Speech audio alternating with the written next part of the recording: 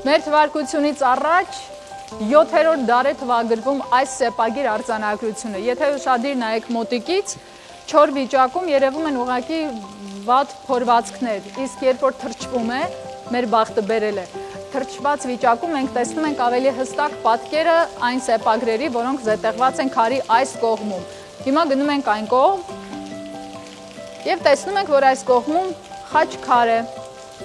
Խաչքարը արդեն մեր թվարկության Քրիստոսի ծննդի 11-րդ դարի է թվագրվում, գտնվել է Սյունյաց թաղանաթ վանքից եւ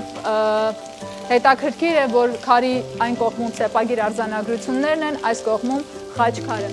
Այս հատվածը հյուրասրահի պես է եւ ասում են, որ կառուցվել է ուրարտական մոտիվներով, բաց երկնքի տակ ենք եւ այստեղ ամեն ինչը յուրօրինակ ու բնական էֆեկտի տպավորությամբ է, տեսնում ենք քարը թրջվում է եւ այն դիմացկուն է, սեպագրերը ընդգծվում են, այս կողմից խաչքարն է, այս քարը խորհրդանշում է մեր պատմությունը, երբ հին պատմությունը, հնագույն պատմությունը միախառնվում է նոր պատմության հետ։ Այսպիսի հետաքրքիր բաներ։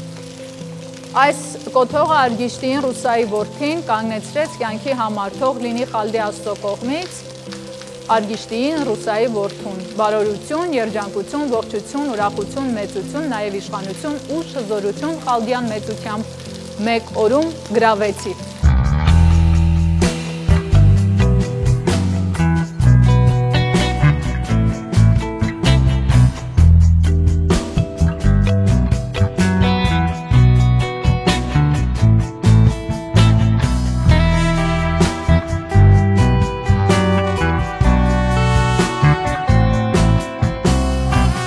Դռները բացեք, գարուն է գալիս, ավելի ճիշտ արդեն լիարժեք եկել է, այնպես որ բացեք ձեր պատուհանները, սիրտը, միտքն ու հոգին գարնանային ծաղկունքի առաջ։ Երևանը գարնանաբույր խելահեղ ու ծաղկաշունչ ընթացքի մեջ է, եւ այո, մեր քաղաքը վայելում է լավ եղանակը, արևն ու ժպտերես մարդկանց։ Քաղաքի բաց սրճարաններում հորդող կենսուրախությունը, հաճելի շփումներն ու մեղմ ծուլությունը, ընկերական զրույցները, համեղ սուրճն ու առհասարակ կյանքի հանդարտ օրը վայելել ստիպող, բայց եւ մանրուքներին արձագանքող տրամադրությունը Երևանը դարձնում են խաղաղ ու միշտ գրավիչ։ Իսկ Երևանն այսպիսին դարձավ նվիրյալների շնորհիվ։ Մարդկանց, որոնք առաջին հերթին ցանկանում էին հարմարավետ քաղաքային միջավայր ստեղծել։ Կառուցող էին, շինարար, ունեին երազանքներ եւ ստեղծարար միտք։ Շատ հետաքրքիր է, որ այդ տարին, քանի որ թանգարանը բացվեց Երևանի Էրեբունի հիմնադրման 2750-ի առթիվ, ուրեմն պատրաստվեց Էրեբունի հացը, հատուկ հաց կար, որ կոչվում էր Էրեբունի եւ շատ երկար ժամանակ վաճառվում էր քաղաքում։ Այնուհետև ուրեմն սիգարետներ ուրեմն արտադրվեց նորից Արիմբերտ, Էրեբունի, այդպես անունով սիգարետներ։ Հիշում ենք անգամ գրած։ Այո, եւ կոնյակ Էրեբունի 2750, որը պահպանվում է դեռ թանգարանում, Երևանի պատմության թանգարանում կան դրանց հետքերը, նմուշները, եւ խալի, ուրեմն Մեծ Էրեբունի գորգը, որը հենց անվանվեց Էրեբունի, դա մասսայական արտադրության համար է, բայց երկու հատ կոնկրետ Էրեբունի գորգեր ուրեմն արտադրվել, որի մի օրինակը օրիգինալ գտնվում է հենց Էրեբունի 2750 մեր թանգարանում, մյուսը գտնվում է Երևանի պատմության թանգարանում։ Այս երկուսն էլ կան։ Այդ օրը դե 2750 շատրվանները հիշում եք, որ բանը Գրիգորի Հասրատյանը ուրեմն դա նրա նախաձեռնությամբ էր, որ ուրեմն դա ձևավորվեց, կազմավորվեց, որպեսզի բերի ճիշտ վիճակի միկրոկլիման եւ նաեւ մարդիկ ունենան ջեմելու, զբոսնելու վայր։ Այո։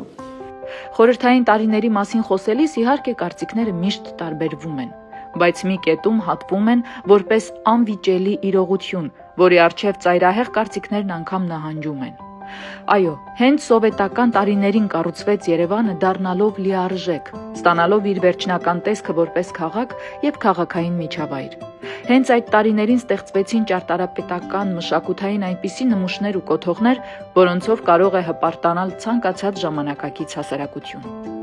Այդ տարիներին ստեղծվեց Երևանագույնը, մեղմ վարդագույն, դարչնոտ, արևագույն, արևոտ ու արևահամ երանգներով։ Ցավոք շարունակությունն ընդհատելու մեր վատ սովորույթը այսօր կարող է բերել շատ արժեքների կորստի, որից առաջին հերթին կտուժեն քաղաքն ու երևանցին։ Ուստի մեզ մնում է գնահատել եղածը ոչ թե քանդելով, այլ առաջին հերթին շենացնելով, կառուցելով նորը։ Երևանն իսկապես ունեցել է իսկական նվիրյալներ, որոնց ջանքերով է նաև ձևավորվել մեր տաքուկ ու կանչող քաղաքը։ Այդպիսի մարդկանցից էր օրինակ Գրիգոր Հասրաթյանը, որը Երևանի քաղաքապետն էր անցյալ դարի 60-ականներից մինչև 75 թվականը։ Հենց այդ շրջանում Երևանը դարձավ օրինակելի, իբրև աճող ու զարգացող, արագորեն շենացող ու քաղաքացու հարմարավետությունը ստեղծող մի քաղաք։ Այդ ժամանակ վերականգնեցինք մեր հիշողությունն առայն, որ Երևանն իրականում Հռոմից մեծ է։ Իտալացիների համար էլի նորից հետաքրքիր է, թե ոնց կարող է Երևանը Հռոմից 29 տարով մեծ լինել։ Բայց մենք իրենց ապացուցում ենք ցույց տալով մեր անձնագիրը, Երևանի հայտնի սեպագիր արձանագրությունը, ու իրենք շատ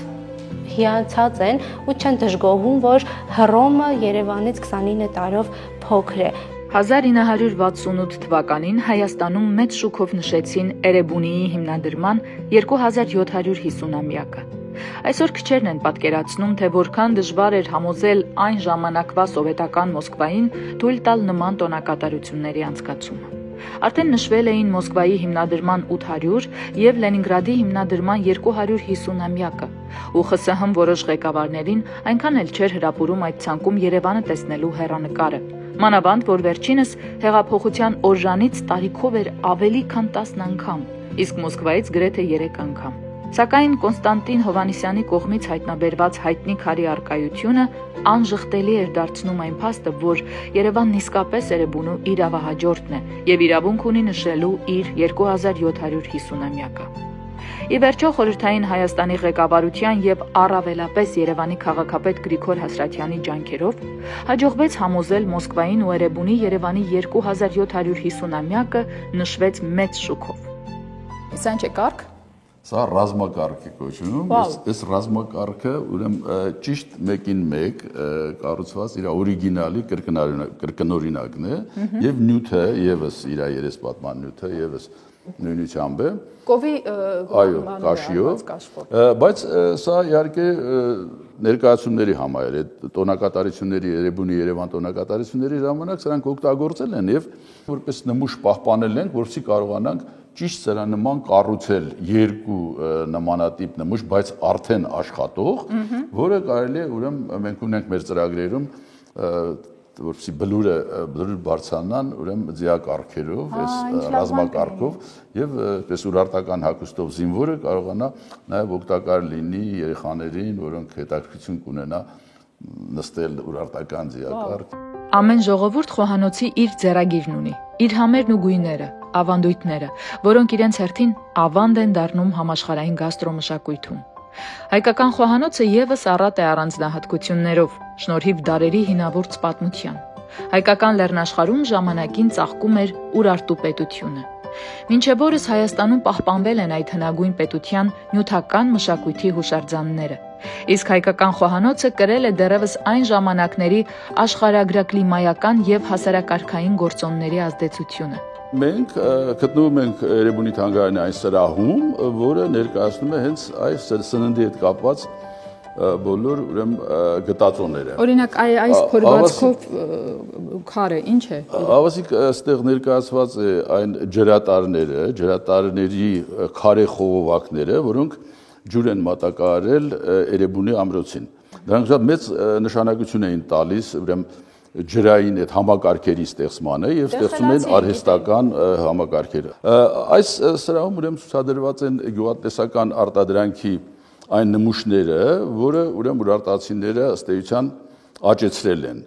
Այստեղ գտնվում է ալյուրի նմուշ, գտնվում է ուրեմն ցորեն, որ դար է թվագրվում։ Հենց 8-րդ դար մեր թվարկությունից առաջ։ Սրանք օրիգինալներ են եւ այդ բոլորի հայտնաբերումը ապացուցում է, որ նրանք աճեցրել են այս գյուղատնտեսական արտադրանքը տվել են եւ դրանք տեղավորել են համապատասխան շինություններում գտնվող կարասների մեջ։ Ցորենը մշակել են այսպիսի բազալտե սանդերի մեջ, այնուհետև այսպիսի աղորիկների օգնությամբ ծեծել, փշել, մանրացրել, հետո նոր ստացել են ալյուր։ Այնուհետև արդեն պահել են շտեմարաններում։ Ունենք մանգաղ, բաղ, ձիասարքի ճարմանդի բեկորներ։ Փաստորեն մենք նաև կունջուտն ենք օգտագործել, ճիշտ է։ Որի օգնությամբ ստացել ենք ձեթ։ Ոչ միայն քունջուտ, նաև կանեպ, որից այն ժամանակ արդեն թել են ստացել։ Մենք թանգարանում ունենք նաև կտորների մնացորդներ, իհարկե այրված, բայց ամենայն դեպս բնօրինակ։ Էրեբունի պատմահնագիտական արգելոց թանգարանը հիմնադրվել է ի նշանավորում Երևան քաղաքի 2750-րդ տարեդարձի։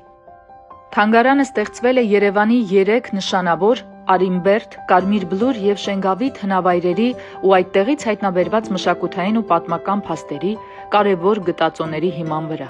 Խալդին տիրոջը այս տունը Արգիշտին Մենուայի որդին կառուցեց, նաև Բերդը հոյակապ դրեց Էրեբունի անունը Բիայինի երկրների փառքի համար թշնամիներին ի սարսափ Խալդյան մեծությամբ Արգիշտին Մենուայի որդին թագավոր է հզոր, թագավոր է Բիայինի երկրների տերը Տուշպա քաղաքի։ Ահա այն սեպագիր արձանագրությունը, այն բեկորը, որը դարձավ որպես հիմք եւ դարձավ Երևանի անձնագիրը։ Սյուզի, լսում եմ ձեզ, պատմեք խնդրում եմ պատմությունը։ Ես գիտեմ, որ չի կարելի դիպչել այս քարին, բայց հիմա ունեմ այդ հնարավորությունը։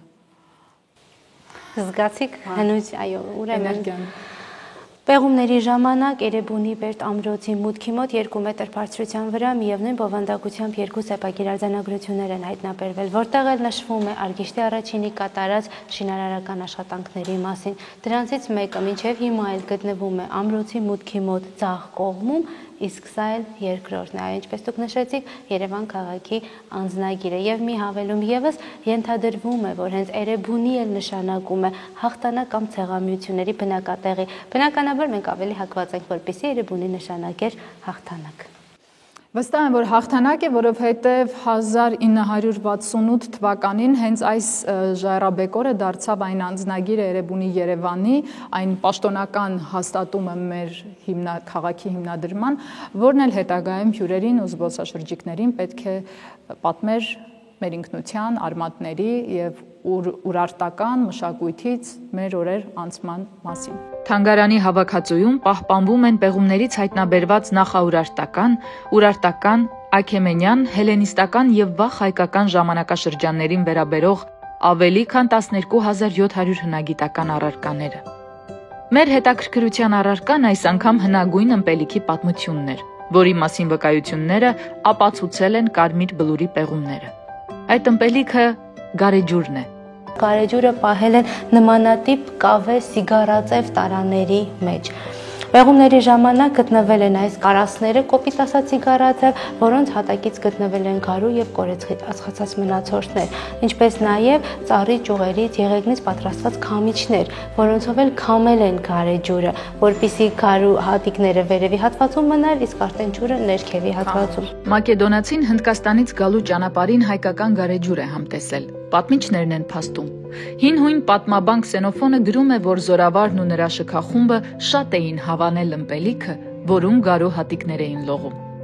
Բայց այնտեղ կոնկրետ չի շեշտվում, որ խմել է գարեջուր, այլ նշում է, որ այս տարածքում ըմբոշխ խմել է թունդ, այսինքն ալկոհոլային առումով թունդ խմիչք, որի մեջ լող են տվել գարու եւ կարեկի հատիկներ։ Եվ իմիջիայլոց այդ խմիչքը խմել են հատուկ բամբուկից, այսինքն եղեգնյա ձողիկների օգնությամբ։ Այդ եղեգնյա ձողիկները յուրօրինակ մի բան է, որովհետև մենք հիմա պլաստիկից ձողիկներ ենք գործածում, ոչ գարեջրի համար իհարկե, հյութերի կամ այլ խմիչքների, բայց փաստորեն ժամանակին ուրարտական ժամանակաշրջանից սկսած եղել են նախատիպը եղել է այս ձողիկների ուղղակի բամբուկի։ Փոխվել են ժամանակները, բայց իհարկե չի փոխվել ազդեցությունը։ Իսկապես, մեկ բաժակ լավ գարեջուր եւ հրաշալի տրամադրությունն ապահովված է։ Զարգացած երկրագործություն, ինչու՞ չէ նաև այգեգործությունը ու հատկապես խաղողագործությունը իր հերթին նպաստել է, որպեսզի զարգանար գինեգործությունը։ Գինին հիմնականում պահել են նմանատիպ հսկայական կավից պատրաստված կարասների մեջ, բայց ինչն է հետաքրքիր, որ նախքան այս կարասներն օգտագործել, այս կարասները ախտահանվել են։ Նմանատիպ ծխարկման անոթների միջոցով մեջը ծծումբ են վառել, ախտահանել են, հետո լցրել են գինին։ Գինին լցնելուց հետո վրան ավելացրել են քունջուտից պատրաստված ցետ, որպեսզի օդն ու գինին չշփվեին եւ գինին շատ չփչանար, չթթվեր։ Ամբողջ այդ մակերևույթը, այո, վերին շերտը ծածկվել է քունջուտից պատրաստված ցեթով։ Գինին կարասների միջից դատարկել են փոքրիկ նմանատիպ սափորիկների օգնությամբ, բայց հիմա հարց, եթե կարասը ինքը հսկայական կարաս է թաղված է հողի մեջ, նախ որպեսզի գինին պահեն ավելի երկար եւ սառը, հետո հնարավոր չի լինել որ նմանատիպ սափորի օգնությամբ դատարկ այդ ժամանակ են օգտագործել ցողիկները, այսինքն բերանով մի քիչ քաշել են ցողիկը խողովակով, այո, հետո նոր արդեն դատարկել են։ Այ քեզ։ Այսինքն մշակել են նաև այդ տեխնիկան։ Մեխանիկական պոմպ։ Այս կարասների տարողությունը չափ արտահայտել են կետերով, սեպագիրներով ու հիերոգլիֆներով։ Տվյալ դեպքում մենք ունենք 3 կետեր։ Ամեն մի կետը հավասար է մոտավորապես 250 լիտրի, այսինքն տվյալ կարասի տարողությունը 750 լիտր է։ Հին դարերում, հատկապես ուրարտական թագավորության դարաշրջանում, մեր թվարկությունից առաջ 9-ից 6-րդ դարերում, Հայաստանի բնակչությունը զբաղվում էր գյուղատնտեսությամբ, անասնապահությամբ եւ գյուղմթերքի վերամշակմամբ։ Կարմիր բլրի պեղումները ահռելի տեղեկատվություն եւ գնահատելի նյութ տվեցին հին Հայաստանում ընդունված սննդակարգերի բնույթի վերաբերյալ։ Ակադեմիկոս Միքայել Թումանյանի տվյալների համաձայն, այն ժամանակվա երկրագործական մշակույթը բարձր մակարդակի էր։ Շատ զարգացած է եղել անասնապահությունը, այսինքն նրանք ունեցել են միս, անասնապահությունը կաթից ստացել են պանիր,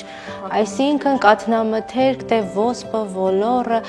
կոնկրետ 100% հստակ ոչ մի բան չենք կարող, ինչ որ մի ճաշատեսակի անուն տալ չենք կարող, բայց կարելի է ենթադրել, որ բաղադրությունը օգտագործել են միսը, օգտագործել են կաթնամթերքը եւ հացահատիկ եղան։ Ահա այսպես, պատմական վկայություններից մինչև մեր օրեր մենք սիրում ենք գարեջուր։ Ստեղծում ենք այն եւ դա մեր գաստրոնոմիական մշակույթի փայլուն ուղղություններից մեկն է։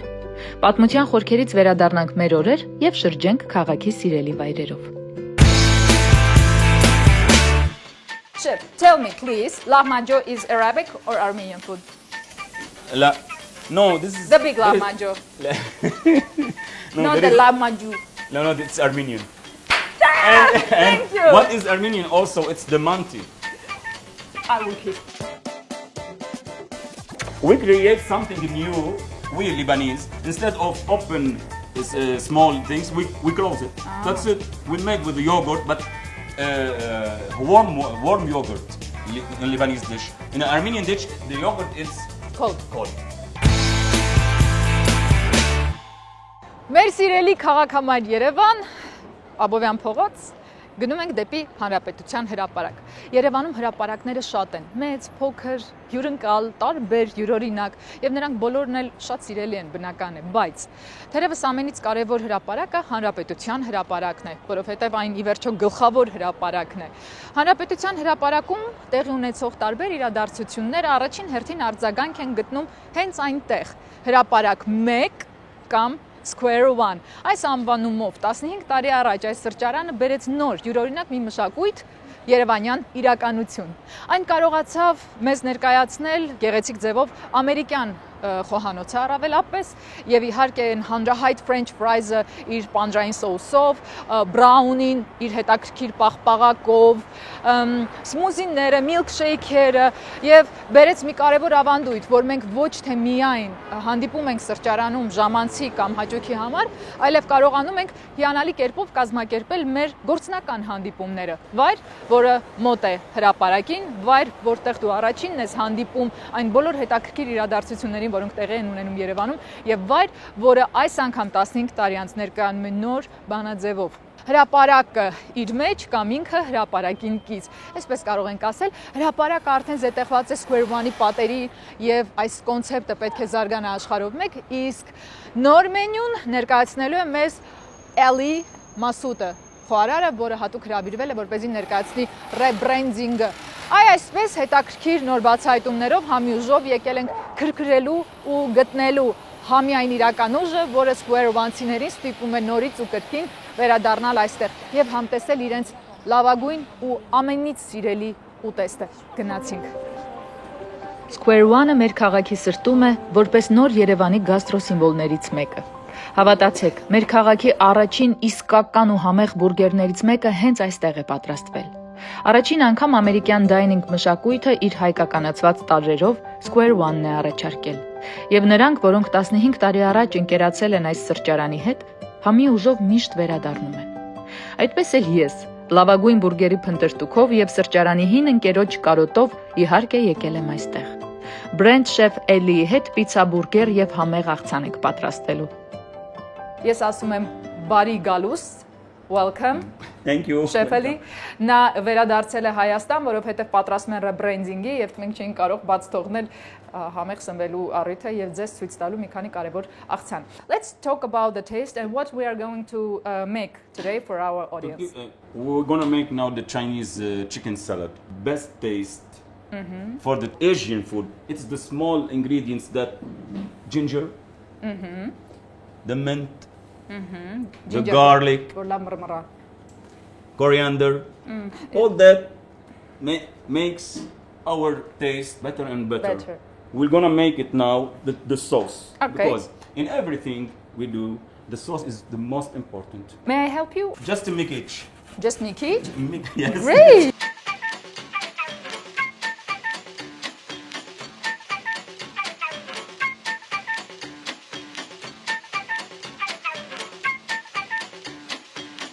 Now we're gonna start to make our salad because the sauce is ready. Okay? Միան թոտը քաշեք էլի։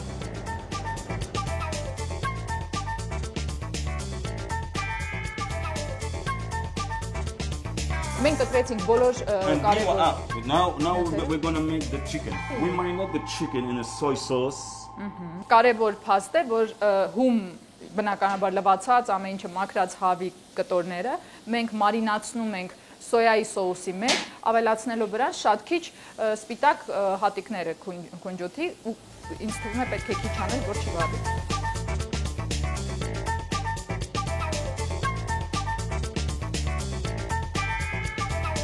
Ինչ լավ է, երբ տղամարդու խանոցում գժական պատրաստում է, ու դու ուղղակի բազում ես տարածքում ու ֆոն ես ստեղծում, իբր աշխատում ես։ Square One-ն իր այցելուներին առաջարկում է շատ համեղ աղցան, որի հիմքը բանջարեղենն է եւ գրիլի վրա տապակած հավի փապկամիսը։ Chinese chicken salad, եկեք փորձելու։ Կարող եք իհարկե նաեւ տանը պատրաստել։ Անհրաժեշտ է վարունգ, շատ մանր կտրատած կաղամբ, գունավոր պղպեղ, գազար, հազար, համեմ, կոճապղպեղ, սոյայի սոուս, ձիթապտղի յուղ, կունջուտ եւ հազար ասացի։ Լավ տրամադրություն։ Ինչպես շեֆ Էլին է ասում, ամենակարևորը թանձրուկն է, սոուսը։ Ուրեմն առաջին հերթին պատրաստում ենք հենց թանձրուկը։ Շեֆին լսողի ոտքը սովին չի դիպչի։ Հավասար բաժիններով սոյայի սոուսը, ձիթապտղի բարձրորակ յուղը խառնում ենք, ավելացնում մանրացրած համեմը, կունջութը, կոճապղպեղը եւ խառնում ենք։ Կտրատված բանջարեղենի վրա ավելացնում ենք թանձրուկը, ապա կրկին խառնում եւ վերջապես վայելում։ Հիմա ժամանակն է մարինացված հավի փապկամիսը տապակելու կամ խորովելու, ըստ տան հարմարության։ Հավը մարինացնելու համար կարող եք օգտագործել ամենապարզ համեմունքները, օրինակ կարմիր եւ սև պղպեղը, մի քիչ աղ, կիտրոնի հյութ եւ այսքանը։ Համի իսկական ուժ ստանալու համար այս բաղադրիչները լիովին հերիք են, եթե իհարկե սիրով եք պատրաստելու։ Երբ համեմված միսը պատրաստ լինի, պետք է դնել աղցանի վրա եւ մի փոքր կունջուտ ցանել գեղեցկության եւ ձիթայուղ համի համար։ Փորձեք պատրաստել ինքներդ եւ հետո համեմատեք օրիգինալի հետ, եթե իհարկե մինչեւ այդ հասցրել եք այցելել Square One ու համ տեսել։ Դե ինչ, բարի ախորժակ։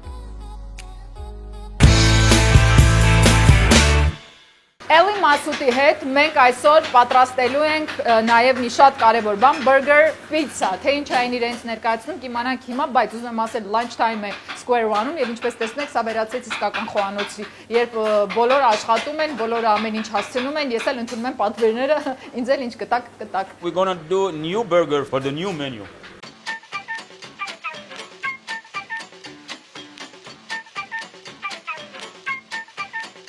What's this? Tomato sauce. Why it is orange? Fresh. Orange because we mix the tomato with onion, garlic and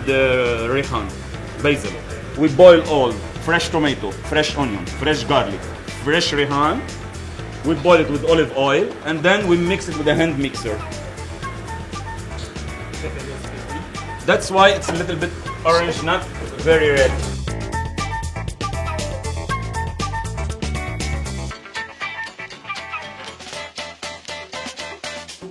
Oregano, herbs. Պետք է ջեռոցը դնենք։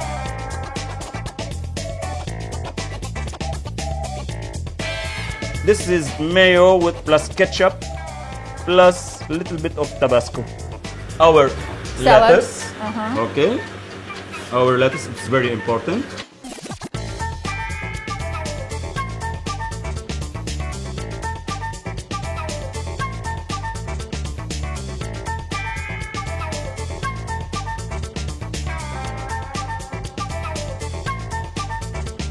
So we have pizza and we have burger. Well, Mixed. that's it. Tomato, lettuce, onion, barbecue sauce, caramelized onion. Now we put this like that. Aman. It's beautiful. But how Yes. can we eat it? And this is the very good question. Thank you. You want to eat it now? Upside down.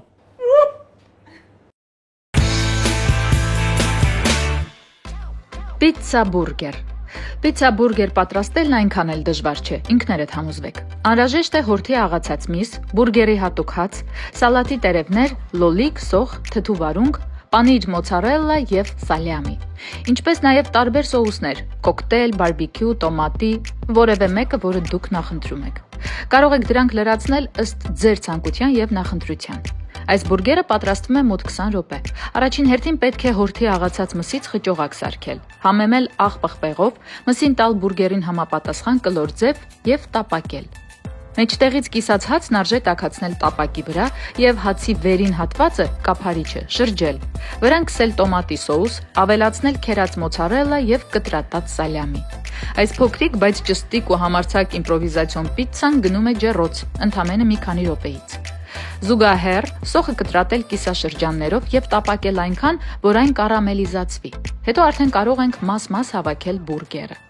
Շերտ առ շերտ սիրով ավելացնում ենք սոուսները, հազարի տերևը, լոլիկը, թթու վարունգը եւ վերջում մեր պիցցան։ Ահա այսպես ամերիկյան խոհանոցի երկու սիրելիները կարող են համատեղվել ու դառնալ նոր ուտեստ։ Սա իհարկե իտալական акցենտով բուրգերը։ Square One-ում հանդիպեցին պիցցան եւ բուրգերը, միացան եւ սպասում են ձեզ, մեզ, ուտող, խմող, հետաքրքրասեր մարդկանց։ Ես իմ առաջին բուրգերի համով ձեզ գտա նորից։ Նոր մենյուում ինչեր ունենք։ Նոր մենյուում բնականաբար կլինեն բուրգերներ, Շատ լավ ավանդույթ է։ մեկը արդեն, ինչպես տեսակ, արդեն պատրաստեցինք պիցցա բուրգեր, որը կլինի միայն մեզ մոտ, դա շեֆերին հորիները հատուկ մեզ համար։ Իսկ մնացած ուտեստների հետ կապված կունենանք բնականաբար տաք ուտեստներ, աղցանների մեծ տեսականի, այն ինչ որ շատ սիրված է Square One-ում, պահպանելու ենք, չենք հանելու, որովհետև մենք ունենք մշտական հաճախորդներ, որոնք գալիս են հենց հատուկ իրենց սիրած ուտելիքի հետևից ու մենք դրանք մենյուից բացառել չենք կարող, այդ իրավունքը չունենք։ Ու որոնք են օրինակ դրանք։ Մենք ունենք ընդհանուր սեմպլեր ենք ասում, հա, ամեն ինչից մի քիչ, ըստ շատ համով բաների հավաքածու է։ Բայց քանի որ շեֆելին այստեղ է, մենք առիթից օգտվելով որոշ նոր համեր կտանք հին ուտեստներին, թարմացնենք համերը։ Կունենանք նաև լրիվ նոր աղցաններ, կունենանք հետաքրքիր դեսերտներ, քաղցրեղեն։ Square One-ը շարունակել է պահպանել այդ նոր դեսերտներ Երևան բերելու ավանդույթը, ինչպես որ Brownie պաղպաղակով ես դա նշեցի։ Chef Ali, what do you like from Armenian cuisine? For me, it's the dolma.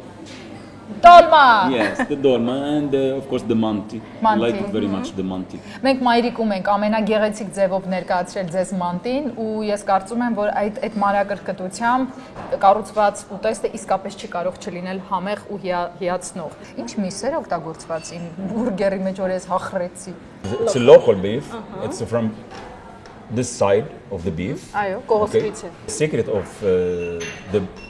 this burger, it's the spices inside and the ingredients that we put, and after that, especially the timing, it's very important on the grill, not to make it very dry. Ֆլորա, Square One-ը բերում է նորություններ, բայց մենք ինչպես իմանանք նորությունների մասին, որտեղից ծանոթանանք։ Բոլոր նորություններին Square One-ի հետ կապված կարող եք տեղեկանալ Facebook-ի, Instagram-ի էջերից, որոնք մենք բավականին ակտիվորեն վարում ենք ու նոր իվենթները, այդ նաև մեր վերաբացումը, ծնունդը, այդ բոլորը մանրակրկիտ կներկայացվի։ Ուստի ընդհանրապես հետևելով մեր էջերին կարող ենք իմանալ ինչ փոփոխություններ ու նորություններ կան Square One-ում։ Մեր հանրապետության մեծ գլխավոր հրապարակը ունի հետաքրքիր մի գրպանիկ Աբովյան փողոցի վերջին, որը արդեն գալիս է հանգում է հանրապետության հրապարակին։ Այդ գրպանը կարող ենք ասել միշտ լի է սիրով, հետաքրքրությամբ, համեղ ուտեստներով, լավ մարդկանցով եւ մեծ հյուրասեր տարածքով։ Հրապարակի չափ մեծ չէ, բայց իր ներսում այն զետեղել է տարբեր հետաքրքիր հրապարակներ։ Եվ ահա այս կոնցեպտն է, որ աշխատում է, որ արդեն տարածվելու է եւ 15 տարի անց նրանք փորձելու են մեզ հրամցնել եւս գոնե մի 15 տարի ժամանակահատված իր որակով, հետաքրքրությամբ եւ ուրույն տեսակով։ Համի ուժն է եթերում։ Երևանյան գարնանային երեկոն տրամադրում է գաստրոնոմիկ շքերթի շարունակության, եւ ես ուղևորվում եմ Սանտրոպե սրճարան։ Տեսնում եք, թե մեր քաղաքում որքան շատ են նորույթները, ամեն օրվա բացահայտելիք կա։ Քաղաքի ամենօրյա ռիթմին հետևողներն անգամ կփաստեն, որ փոփոխությունների եւ հետաքրքիր փորձարկումների պակաս, որ հաստատ Երևանում չկա։ Երևանյան կյանքը եռում է իրեն բնորոշ գեղեցկությամբ, նաեւ համի ու սիրո ուժով։ Ահա այսպիսին է մեր Երևանը՝ համեղ, ծաղկող եւ միշտ գեղեցիկ։ Հաճախ մեր ամենօրյա վազքի մեջ մենք չենք էլ հասցնում վայելել քաղաքի ռիթմը, շունչն ու հմայքը։ Սակայն արժե ժամանակ առ ժամանակ դադար վերցնել ու պարզապես ըմբոշխնել քաղաքի խաղաղությունն ու սերը, փորձելով ի պատասխան իհարկե նույնը փոխադարձել։